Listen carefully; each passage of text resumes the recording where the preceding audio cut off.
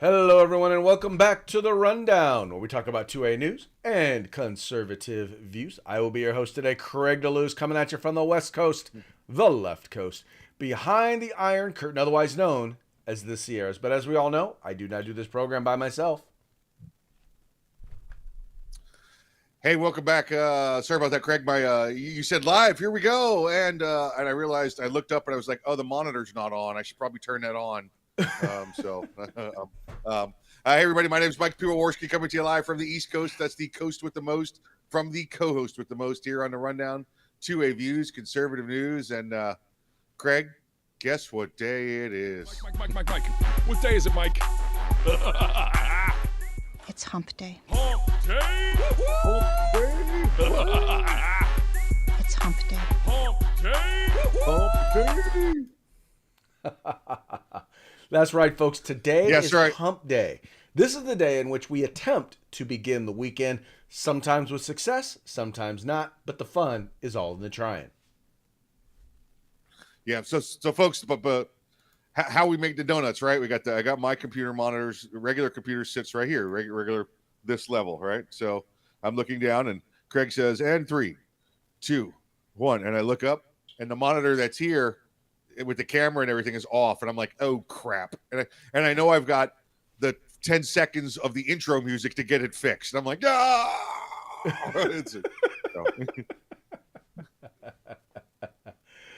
Well, see, that's what happens, Mike, when you are both in front of and behind the camera at the same time. Yes. So if I'm in front of, that means there's another camera back here. Check camera 2, camera 1, camera 2, camera 1, camera 2, camera 1, camera 1. No, it means you are also using your monitor. You're like I can see what's on the other side of the camera. That's gotcha. It is what it is, bro. Well, Look, we're multitasking. Yep. That is how you keep relevant in this day and age. Got to learn to do multiple things sometimes at the same time. Yeah, that's right. That's the definition of multitasking. So there we go. Yeah. That's like when you finish with all of Wednesday. It's like when you finish all of Wednesday's drinks on Wednesday and you start drinking Thursday's drinks on Wednesday. Multitasking. Well, exactly. See, that's the way you got to do it. That's how you get ahead of schedule, right? That's you right. Drink Thursday. Right. You drink Thursday's drinks on Wednesday, and then then I guess on Friday you have to drink more Friday's drinks. And Saturdays, because you're always trying to get a little further ahead. Always trying to get a little further ahead. Yeah. See, I would not know these things if I did not have the opportunity to learn at the feet of the master. There you go. And I'll have the camera for my feet on later, so you can see that. Yeah. Please don't put the camera on your feet. All right. Okay. It's listen, it's not so much the camera on my feet, it's the angle, because I go from the floor up. So you'll be looking at them from a weird angle. So, well, considering that you may or may not have pants on, I really don't want to see that angle. I definitely don't have pants on. The question is, do I have shorts on or not? Yeah. On that note, let's kick off the show, but let's start by giving a quick shout out to our sponsors. Yeah, Hitman Industries, hitmanindustries.net. If you bought yourself an AR in the past 5 years, you probably got one of their barrels and don't even know it. Well, now you can buy from them direct for your next AR build or rebarrel your current AR platform. That's hitmanindustries.net. California Republican Assembly fighting a good fight behind enemy lines. Now you can take part in California's future today. Make sure you check out the California 6th congressional race while you're there. If you want the best in concealment tactical holsters on the market, get on over to Hog Holsters. That's HAWGholsters.com. HogHolsters.com. Use the discount code The Rundown. That's all one word, no spaces, all caps, and you get yourself a nice little discount.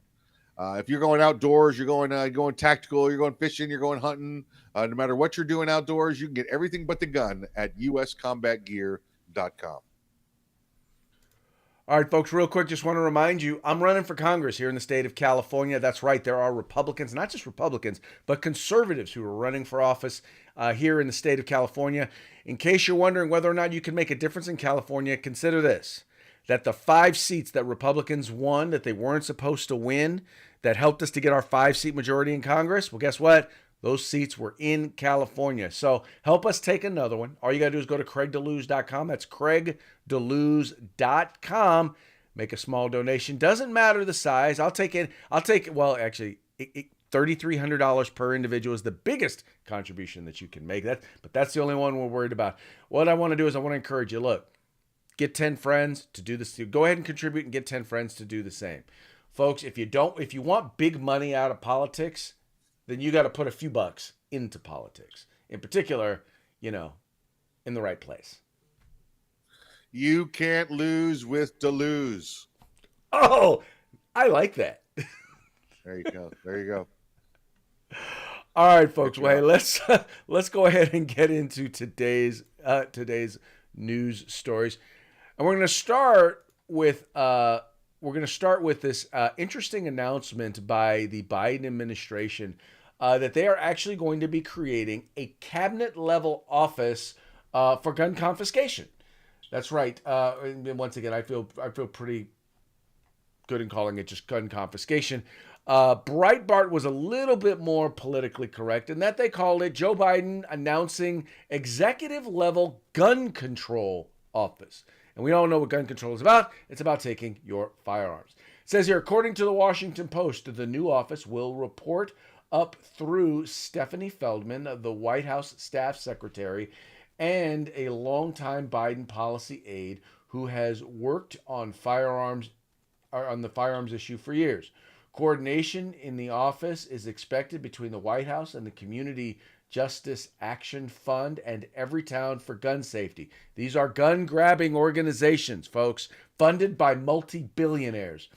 Shannon Watts, a Mike Bloomberg affiliate, who founded Moms Demand Action, praised the creation of the Office of Gun Violence Prevention, saying if this announcement is, in fact, the creation of a single point of leadership on gun violence in the administration, it's a very big deal for the moment. She added a governmental focal point dedicated to creating framework for overseeing national policy, research, and resources would be more than symbolic. It would be a significant turning point in the movement. Now, Mike, it's important to recognize that they recognize there's a need for a turning point in this movement because they're losing.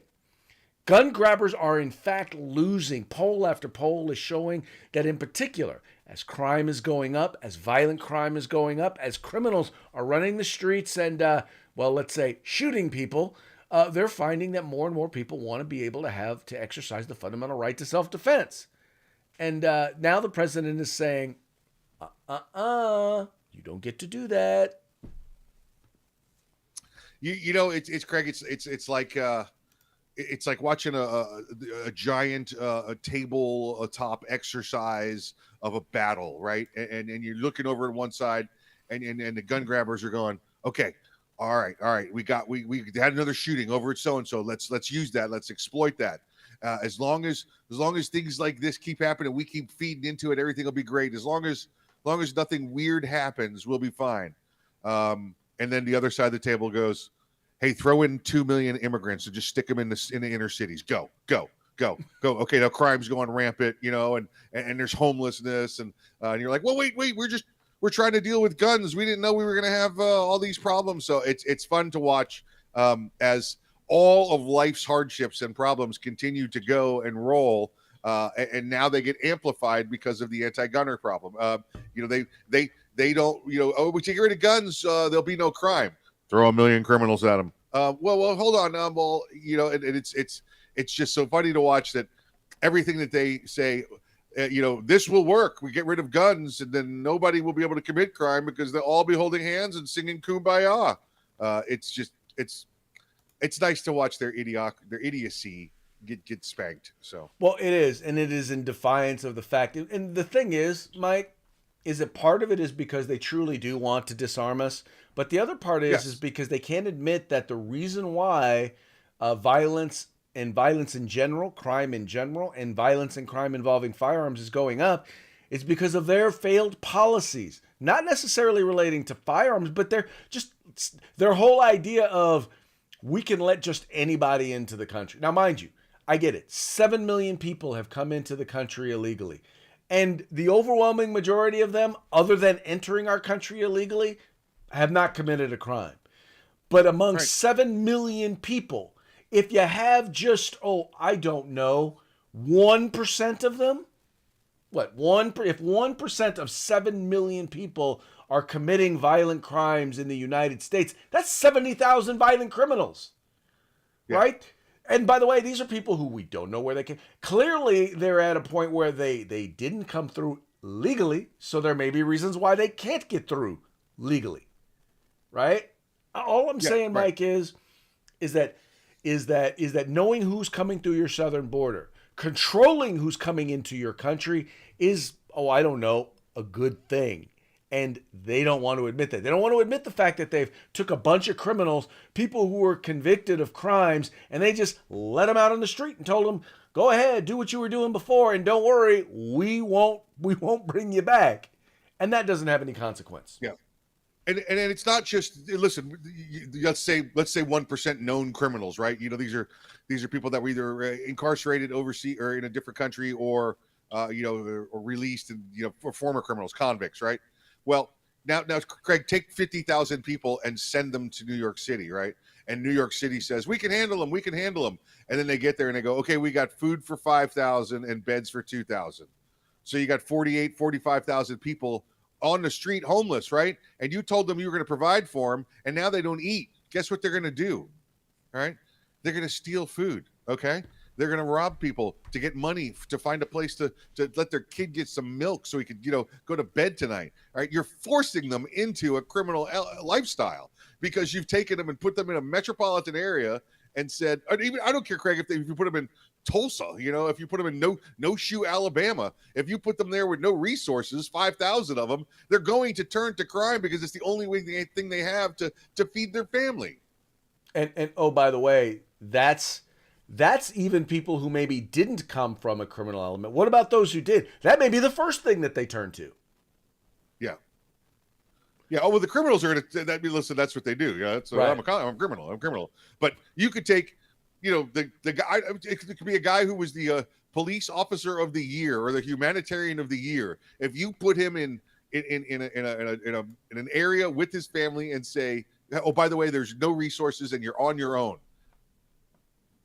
I'm stealing to get food for my family, Yes. Because I can't go out that day and get a job and make enough money to support us for that day, You got to wait a week for a paycheck to come in, right? And of course everybody's going to exploit them. Hey, I'll give you $2 a day for work, There you go. All right, moving right along to our next subject. Dems are anti-children. What do I mean by that? Well, aside from the fact that they're advocating for abortion up until birth, despite the fact that they're advocating for, indoctrinating children into socialism and cultural Marxism and LGBTQism, besides the fact that they're advocating for children to be able to be taken away from their parents, so that they can have their testicles removed, their breasts removed, and receive cross-sex hormones against their parents' will. Besides that, right? Like we'll toss all that aside as evidence that Democrats are anti-children, because by the way, that's what they're advocating for. Those are all policies that are advocated for by the Democratic Party. Anyway. In this poll, it says a majority of Democrats are saying that having fewer children is positive for the environment. A majority, 55% of Democrats, say the trend of people having fewer children has a positive impact on the environment, according to Pew Research survey of 5,073 U.S. adults conducted between April 10th and 16th. The published in September. Only 28% of Republicans hold the same view, as do 41% of adults overall. 47% of respondents say having fewer children has neither a positive nor negative effect on the environment. Now, Mike, the problem is this. the problem with the thing that they're pointing to is this: is that you know, we live in a society, in particular, as Democrats push more social programs, as they push more communism or socialism, whatever you want to call it, right? The social welfare program. As you push these programs, they are dependent on new workers, people working in order to pay taxes, in order to fund these programs for the generation that came previously. If people are having fewer children, then guess what happens to the funding for those programs? Yeah, very much so. Very much so. I know we've titled this that they are they're anti-children, and I think in many ways they are anti-children. Craig, obviously, like you said, with their grooming and forcing of their sexual deviancy onto children, trying to make their point. They must be anti-children, and I think that probably stems from them being children indifferent, right? And then maybe deep down they don't want to make a kid a pervert or have a pervert on a kid, but they want to get their policy out, and if that's what happens, then so be it. To me, the Democrats have always been, children indifferent. They don't care. They don't care, and I've said this to you about them, and I've said this to you about many other categories. They don't care because they don't vote. Right? They don't have the right to vote, so they don't care. They don't care. They're young. They don't know what they want, and they're not going to probably know what they are political wise anyway until they get to mid-20s. So they don't care about the children. I really think that they don't, unless of course, Greg, there's a shooting or some sort of other catastrophe. Then we're going to grab some children and put them on the stage with the president while we're signing the executive order. Well, and Mike, you make an excellent point. It's more that they're not a consideration when they are considering their policy. And it's either because Correct. They're not very smart in not considering the rippling effects of the policies that they are pushing, Yep. or that they're, like you said, not concerned, or the concerns of how this impacts the next generation is just that's not as important as how they feel. Making sure they implement policies that make them feel good. And that's, quite frankly, all they're really interested in. They're not interested in the actual outcome of the policies. They're not interested in the impact of the policies. They're more concerned about how implementing these policies make them feel. Does it make them feel good? Does it make them feel noble? Does it make them feel like they are doing the right thing instead of actually doing the right thing? Yeah, and I don't think it's about them doing the right or even feeling like they're doing the right thing. They just want the feeling that they win. I'm right. It's not the right thing. They just want to be right.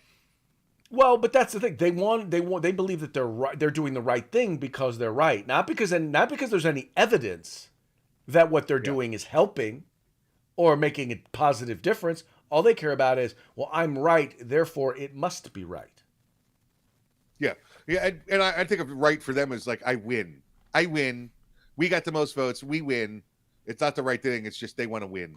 Yeah, there you go. Moving right. I know you guys were wondering what I meant by this when I meant by the migrant train derailment. Well, you remember was it yesterday or the day before? I showed you the video of the migrants cheering as they hopped on a train from the southern border of Mexico on their way to the southern border of the United States of America. Well, people lost their minds and they were angry when they saw this happening. And needless to say, the video went viral. And now all of a sudden they've decided, the Mexican railway operator halts train because so many migrants are climbing aboard and getting hurt. Now, you and I know this is not the reason why they stopped it.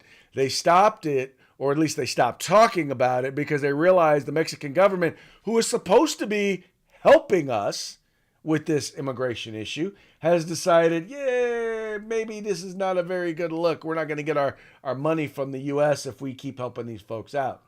It says here, a Mexican railway operator announced Tuesday it is temporarily suspending train runs in the northern part of the country because so many migrants are climbing aboard freight cars and getting hurt in the process. Foromax said it's temporarily ordered a halt to 60 trains carrying cargo that would fill 1,800 tractor trailers. It said some international trade would be affected by the stoppage. In recent days, there have been about a half dozen regrettable cases of injuries or deaths among migrants hopping freight cars, said the company in a statement. Now, Mike, I got to ask you, do you think this is because people were getting injured? Or do you think it was because, they got caught helping folks because they realize that they're not using any resources as they travel through Mexico now because they're just dropping them right off at the southern U.S. border where they can just walk in. Yeah, I'm going to go with a completely different theory on this one, Craig. Like that surprises you. I believe the Mexican government stopped and suspended this train because they want to figure out how to charge these people for the train ride. They were probably like, you mean they're riding for free? We can't have that. We have to figure some way to exploit them and get money out of them before we can put them on this train for free.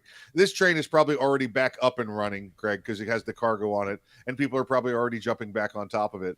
This was just a momentary glitch in the daily operation of train transportation for migrants. So listen, Craig, you've been around the world. I've been to many countries. This is how people ride trains. I mean, you the further you get down the economic scale in the countries you go to, it's on the side of the external part of vehicles. I don't care if it's trains or cars or boats or whatever it is. People pile on and ride the outside of it.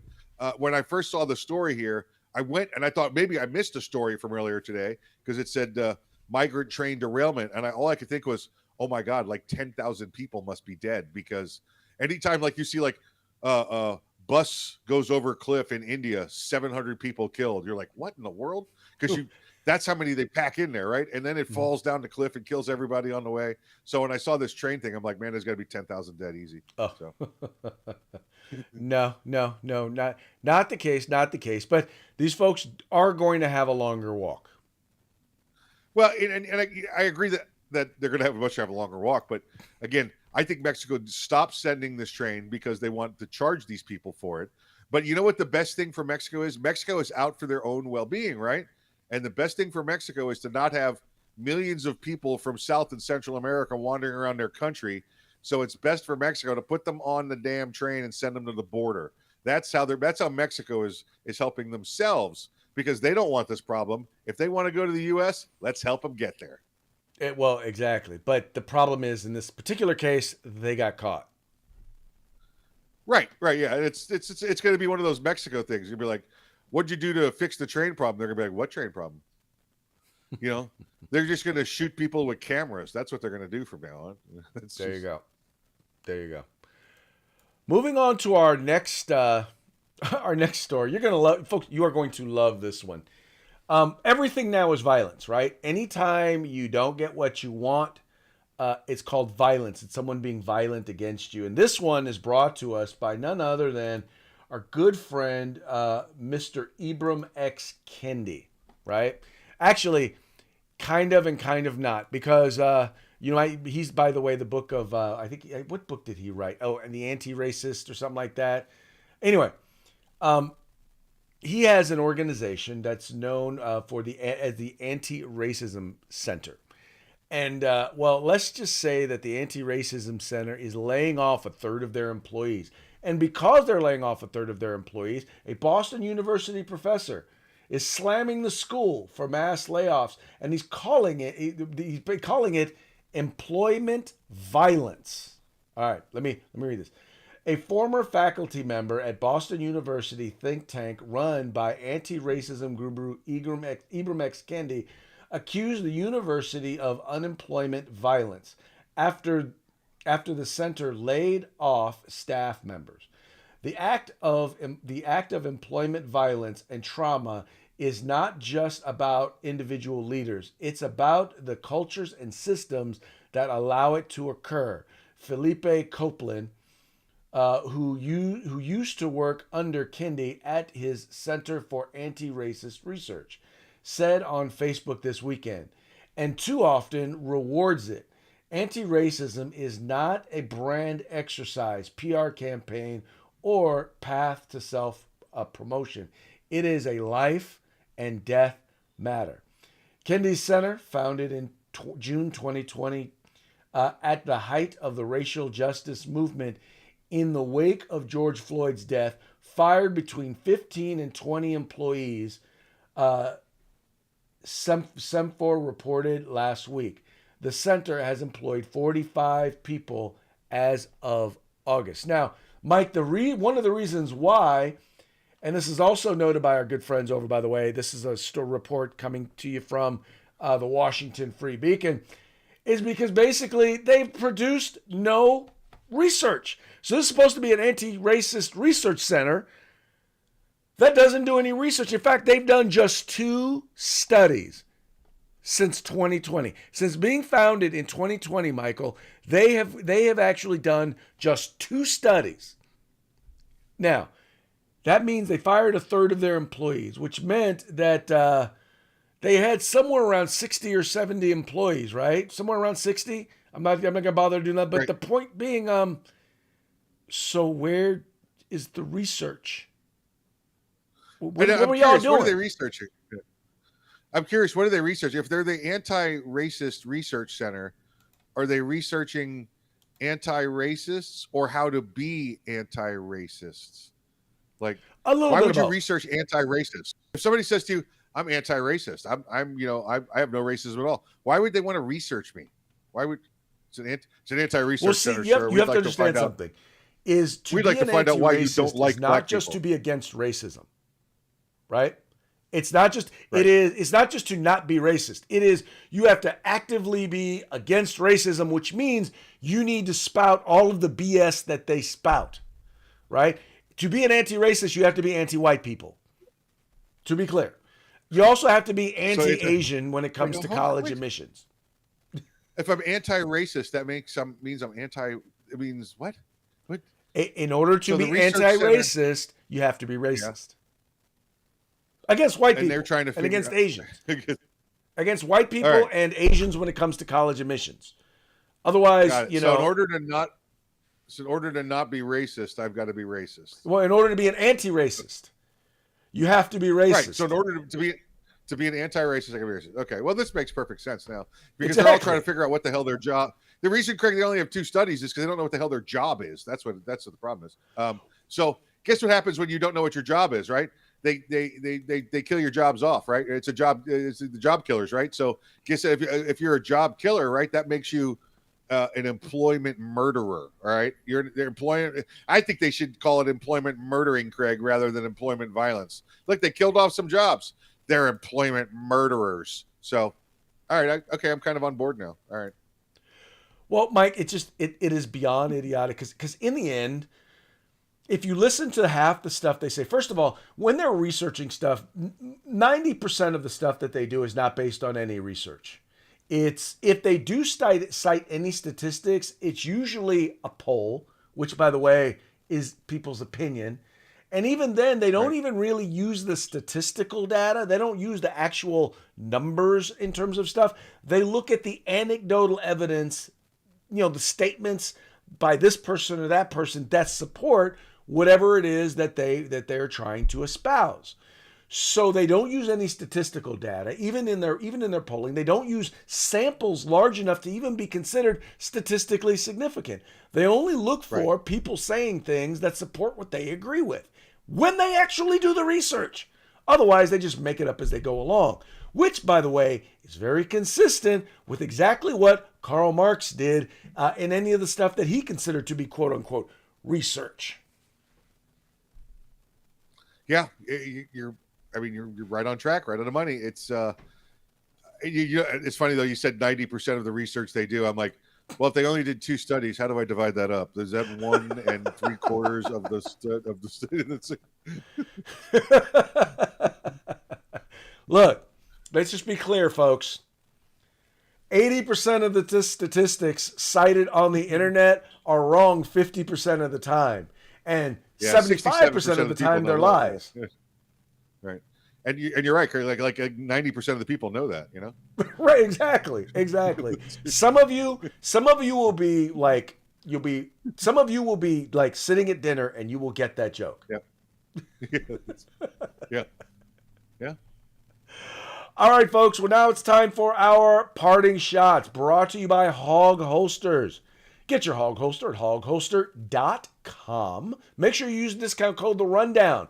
All caps, no spaces, just like it is up there. Get your discount right now.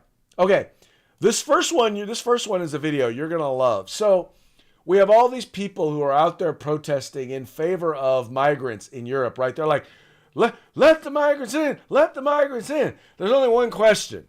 Where are we gonna put them all? This guy asked the question. Saying refugees welcome here. Yes. I'm just wondering if you'd like to go down on a list saying you're willing to take the refugees into your home. Of course not. Only problem is like rents. Just because you've got that refugees welcome here, yeah. I'm just wondering if you'd like to go on a list of people that's willing to actually adopt a refugee and take them into your home. Well, if I had any space, I would. If you had any space. It wouldn't be... Right, okay, rental. Yeah. You can't do it. Yeah. Someone else's job. Yeah. All right, thank you. To adopt a refugee and take them into your home? No, I'm sorry, I can't. You can't take one. I don't have a space. You don't have the space. I You have a refugee stay at your house? Yeah, I don't mind. You go on the list? I don't mind, yeah, I can take you in the middle of a thing. Oh wait, I can't, because my house is only a little small. And amazing, that's what I was waiting for. Thank you, darling. Excuse me, my love, will you go on my list of people that's willing to adopt a refugee? No, thank you. No, thank you. Excuse me, would you be willing to adopt a refugee into your home? No. No. Would you adopt a refugee into your home? No, thank you. No? Yeah. That's just kind of how they do things. Yeah. Constantly. I've seen a bunch of these videos. I've seen them in the States where, they go up to somebody wearing like a Biden t-shirt. They say, you support, refugees coming? Yeah. And he goes, good. Because these three guys, I just picked them up at Home Depot. They need a place to stay. Here's Pedro. Here's his medication for the night. They're like, he's like, no, they can't stay here. Yeah. Okay, this next one you'll love because for those of you, and by the way, I deal with people all the time on a daily basis who are dealing with Trump derangement syndrome. And one of the symptoms of Trump derangement syndrome is believing that everything is Trump's fault. And therefore, we have this book of basic, Richard heads. It Richard says, Craniums. everything I don't like is Trump's fault. A book for basic Richard heads. That's funny right there. Yep. That's funny right there. I don't care who you are. Now, Mike, This I also engine is need to check and Republican. see, and you probably don't know about this, but you all know that there's been an F-35 that is lost. Well, that's not the only thing that has been lost. According to Kirby, one of the deputy White House secretaries, or I think he for the DOJ, says, bad luck. Military announced F-35 lost, was carrying Epstein client list. There you go. Listen, this F-35 thing is pretty interesting if you follow it. And there's like ads out there. Like, if you've seen this F-35, let us know. And for the record, Craig, I have not seen this F-35. However, I am looking for an ejection seat and a canopy for an F-35 on an unrelated project. Just to let you know. So, Very nice. yeah. And for those of you who are concerned about the new variant, there is help. It's probably more psychological help. It says here you have a doctor consulting a person laying on a couch, looking like a psychiatrist. She's got a mask on, the patient, and says, and tell me, is this new variant in the room with you right now? She definitely looks like she could use some counseling. She definitely looks like she could use some counseling. All right, folks. Well, hey, that's going to be it for today's program. But before we go, it's time to give a quick shout out to our sponsors. That's right. Hitman Industries, hitmanindustries.net. You can get rifle and pistol caliber barrels at any length you want for your next rifle or pistol AR build. And now also available Glock barrels. If you want, California Republican Assembly, get over there, check out the California Republican Assembly. You can take part in California's future today. And then make sure you check out the California 6th Congressional race while you're there.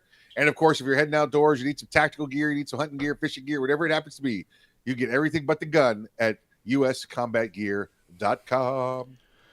That's right, folks. Please take a moment, visit our sponsors, and let them know that the guys over at The Rundown sent you. And that's going to be it for today. We'll be back tomorrow on Throat Punch Thursday. Till then, y'all have a good time, and we will see you mañana.